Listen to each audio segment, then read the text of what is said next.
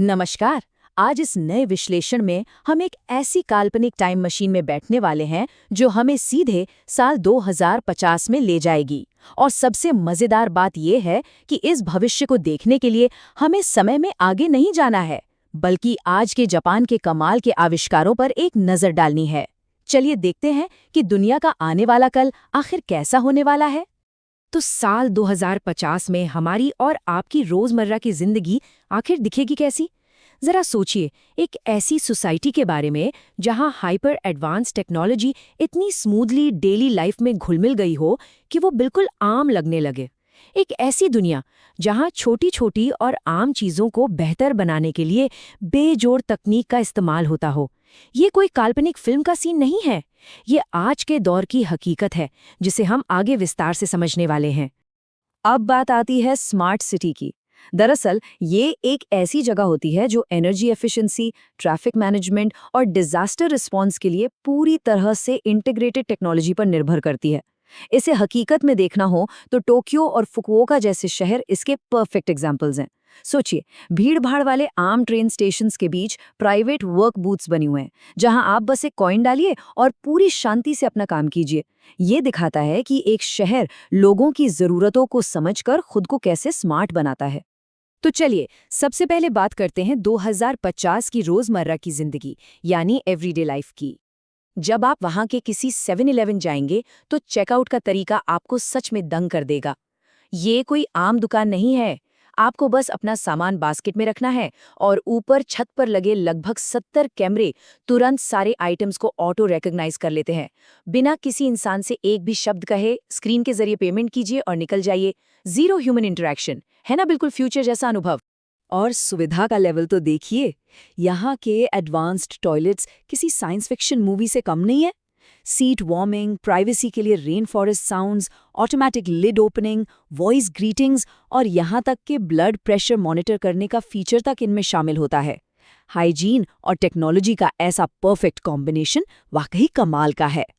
इसी पर एक लोकल क्रिएटर तकाशी का बड़ा ही मजेदार नजरिया है। उनका मानना है कि इन शानदार सुविधाओं की आदत इतनी गहरी पड़ जाती है कि जब वहाँ के लोग देश से बाहर ट्रैवल करते हैं तो उन्हें असुविधा का बड़ा सामना करना पड़ता है। एक तरह से ये आराम उनकी एक कमजोरी बन जाता है। सच में सोचने वाली बात है ना कि जब टेक्नोलॉजी डेली लाइफ का इतना गहरा हिस्सा बन जाए तो उसके बिना जीना कितना अजीब लगने लगता है। अब वेंडिंग मशीन्स की ही बात ले लीजिए। इनकी असलियत सिर्फ ठंडे ड्रिंक्स लेने तक सीमित बिल्कुल नहीं है। आपको इंस्टेंट गरम खाना चाहिए या एकदम फ्रेश स्वीट पोटैटो पाए या फिर परफेक्ट टेम्परेचर वाली हॉट कॉफी, सब कुछ इन मशीन से तुरंत निकल आता है, फास्ट और आसान। और बात सिर्फ खाने पीने पर खत्म नहीं होती। बारिश आने पर अम्ब्रेलाज और यहाँ तक कि जरूरी इलेक्ट्रॉनिक्स भी इन्हीं मशीन्स में मिल जाते हैं।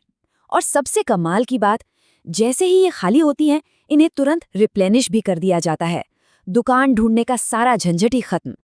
अब जरा इस नंबर पर गौर कीजिए, 50 लाख यानी 5 मिलियन। ये पूरे देश में मौजूद वेंडिंग मशीन्स की संख्या है। सोचिए, एक देश में इस पैमाने पर सुविधा का जाल बिछा हुआ है, यहाँ तक कि बिल्कुल दूर दराज के इलाकों में भी।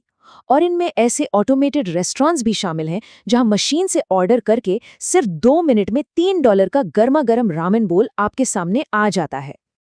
आइए अब इस लेवल से थोड़ा ऊपर उठते हैं और देखते हैं कि एक स्मार्ट सोसाइटी को आखिर इंजीनियर कैसे किया जाता है। बड़े पैमाने के इंफ्रास्ट्रक्चर में शिनकानसेन यानी बुलेट ट्रेन सबसे आगे है। ये ट्रेन लगभग 320 किलोमीटर प्रति घंटे की भयंकर रफ्तार से दौड़ती है। टोक्यो से क्योटो तक का सफर 2 घंटे से भी कम समय में पूरा। और इसकी सबसे बड़ी खासियत ये है कि ये ट्रेन हमेशा बिल्कुल समय पर चलती है, एकदम इम्पेकेबली ऑन टाइम। एक बेहद लग्जरी अनुभव जो पब्लिक ट्रांसपोर्ट के भविष्य को दर्शाता है। आमतौर पर खेती को एक पुराने पेशे की तरह देखा जाता है, पर ओकिनावा जैसी जगहों पर एग्रीकल्चर भी पूरी तरह ऑटोमेटेड हो चुका है। ड्रोन्स, ऑटोमेटेड हार्वेस्टिंग मशीन्स और वर्टिकल फार्मिंग की मदद से क्रॉप मॉनिटरिंग होती है और जमीन का बेहतरीन इस्तेमाल किया जाता है। इससे खेती की उत्पादकता में जबरदस्त इजाफा होता है और मैनुअल लेबर पर निर्भरता काफी कम हो जाती है। ये बिल्कुल इस बात का सटीक उदाहरण है कि टेक्नोलॉजी हर क्षेत्र में क्रांति ला सकती है। लेकिन इन सब मशीनों के बीच इंसान कहाँ है? चलिए समझते हैं। टेक्नोलॉजी फॉर द पीपल, यानी लोगों के लिए तकनीक। यहाँ अकोमोडेशन का अनुभव भी आपको हैरान कर देगा। एक तरफ है हेन्ना होटल, जहाँ चेक इन से लेकर लगेज तक सब कुछ अवतार रोबोट लेडीज हैंडल करती हैं, यानी एकदम जीरो ह्यूमन स्टाफ। वहीं दूसरी तरफ हैं 9 आवर्स कैप्सूल होटल्स, जो स्पेस पॉड्स जैसे लगते हैं। ये कैप्सूल्स बेहद एफिशिएंट और बजट फ्रेंडली हैं, बस आपको थोड़े स्ट्रिक्ट टाइमलाइंस फॉलो करने पड़ते हैं। ये दोनों ही एक्सपीरियंसेस एकदम फ्यूचरिस्टिक सोसाइटी का हिस्सा हैं। एक चौंकाने वाला आंकड़ा देखिए, 84.95 साल। ये दरअसल वहाँ की एवरेज लाइफ एक्सपेक्टेंसी है, जो कि पूरी दुनिया में सबसे ज्यादा है। हेल्दी डाइट और एक्टिव लाइफस्टाइल की वजह से ये एक बेहद शानदार उपलब्धि है, लेकिन साथ ही ये एक बड़ी चुनौती भी लाती है। आखिर इतनी बड़ी उम्र दराज आबादी की देखभाल किस तरह की जाए? और इस चुनौती का कमाल का समाधान मिलती है उनकी एल्डरली केयर टेक्नोलॉजी में। दरअसल वहाँ के बुजुर्ग बेहद एक्टिव होते हैं। सोचिए, 103 साल के लोग जो अपना काम खुद करते हैं, या 72 साल के एक्टिव कराटे प्रैक्टिशनर्स। उन्हें इंडिपेंडेंट बनाए रखने के लिए robotic assistants, health monitoring systems और स्मार्ट होम्स का सहारा लिया जाता है। घरों में एक्टिव सीनियर्स के लिए स्टेप मशीन्स होती हैं। ये टेक्नोलॉजी का एक बहुत ही प्यारा ह्यूमन सेंट्रिक रूप है। और हाँ, लेजर और एंटरटेनमेंट के बिना 2050 की कल्पना अधूरी है। जिन लोगों ने सुपर मारियो, ज़ेल्डा और सोनिक बनाए हैं, उनके यहाँ आर्केड्स आम तो हो नहीं सकते। वहाँ ऐसी मल्टी स्टोरी इमर्सिव आर्केड्स हैं जो पॉप कल्चर की जान है। ऐसे कटिंग एज ग्राफिक्स और मोशन सेंसर्स जो आपको एक नए ही दौर की गेमिंग का अनुभव कराते हैं। लेकिन ठहरिए, हर कहानी में एक ट्विस्ट जरूर होता है। आइए देखते हैं इस विश्लेषण का ट्विस्ट, जापान्स एनालॉग पैराडॉक्स। एक तरफ हाइपर एफिशिएंसी की मिसाल देखिए, कुमामोटो जैसी जगहों पर मौजूद 20 मंजिला कार वेंडिंग मशीन्स हैं, जहां बटन दबाते ही गाड़ी आसमान से सीधे नीचे आ जाती है। और वहीं दूसरी तरफ, अगर आपको पोस्ट ऑफिस में एक आम सा काम हो, तो भाई साहब आधा घंटा कहाँ निकल जाएगा आपको पता ही नहीं चलेगा। फ्यूचरिस्टिक सुविधा और इस पुराने थकाने वाले सिस्टम का ये अंतर सच में चौंकाने वाला है। सोचिए, सिर्फ एक हार्ड ड्राइव जैसी आम चीज को शिप करने के लिए पोस्ट ऑफिस में 30 मिनट तक लग जाते हैं।